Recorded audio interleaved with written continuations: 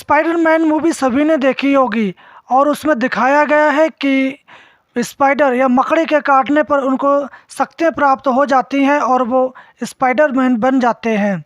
तो वास्तव में ऐसा नहीं होता। अगर कोई भी मकड़ी आपको काट लेती है तो वहाँ जलन, फफोले या उनसे पानी निकलना, शरीर में बुखार आ जाना आदि समस्याएं हो जाती हैं। अगर कोई जहरीली मकड़ी आपको काट लेती है तो आपकी मृत्यु भी हो सकती है।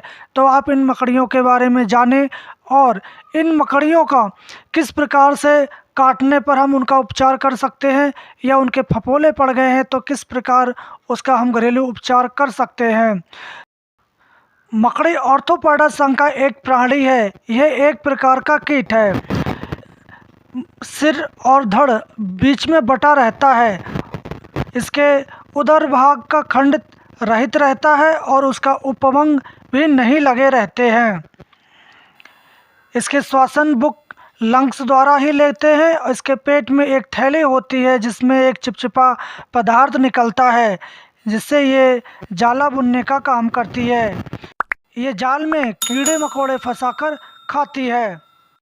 मकड़ियाँ हवा में सांस लेने वाले आर्थ्रोपॉड हैं।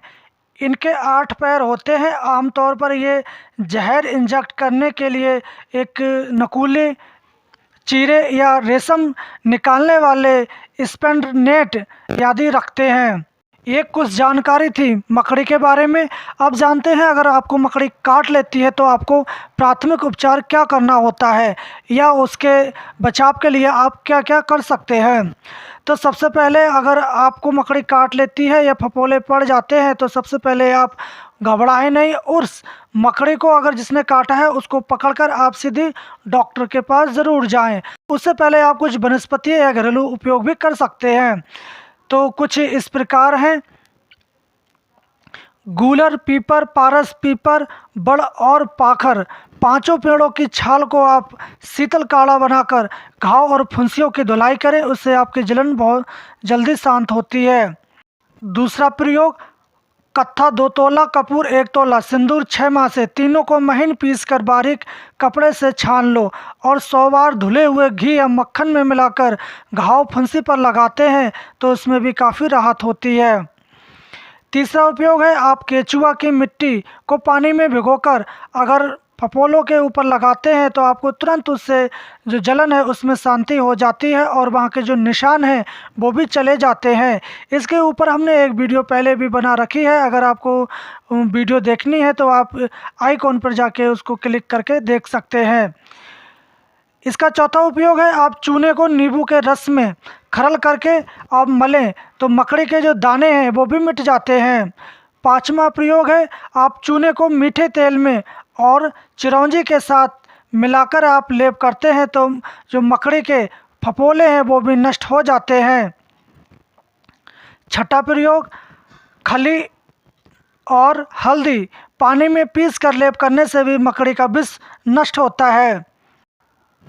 आठवां प्रयोग है, हल्दी, दारू हल्दी, मजिस्टा, पतंग और नागकेसर। ये आप जल में पीसकर लेप करें तो मकड़ी के जो विष है वो भी शांत हो जाता है।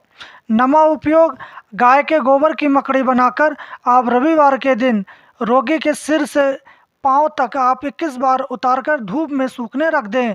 जैसे जैसे गोबर की मकड़ी सूखने लगेगी वैसे वैसे आपकी जो मकड़ी है उसका जहर में भी आराम होने लगता है।